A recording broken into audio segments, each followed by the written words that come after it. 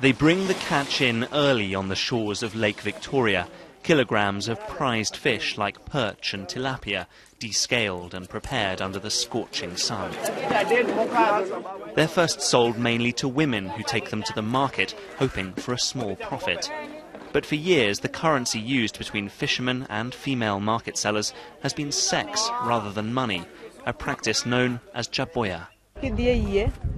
I'm forced to pay for fish with sex because I have no other means. Usually I sleep with 1 or 2 fishermen a week. I could get diseases, but I have no other choice. I'm a widow and have 5 children to send to school. It is an evil practice. But slowly the tide is turning. Agnes Auma is among a group of women who now own boats and employ fishermen, managing a business to sell the catch through money alone. A local charity called Vired runs the project, dubbed No Sex for Fish. The women use some profits from their sales to repay the cost of the boat.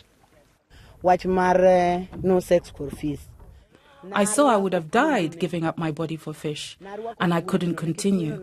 This project means I no longer have to depend on men to survive. I can fend for myself, and when I repay money for my boat, I do it with a clean conscience.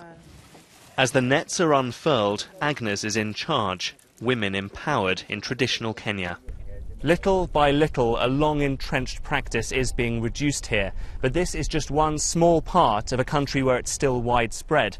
To end sex for fish for good will require a total change of mindset here, gender attitudes to be overturned, and that will be far harder. But it is crucial. HIV tests here show the infection rate in this part of Kenya is around 15%, over double the national average. And it's largely down to sex for fish. Even that, though, doesn't deter some of the fishermen. Old habits die hard. So, I sleep with 3 women a week in return for fish. I inherited it from my father, who used to do the same. The woman pays half with money and half with sex. I'm ashamed of it, but the temptation is still there. Still some way to go then, but the risks are becoming known, and the women of Lake Victoria are starting to buy their fish above board. Mark Lowen, BBC News in Western Kenya.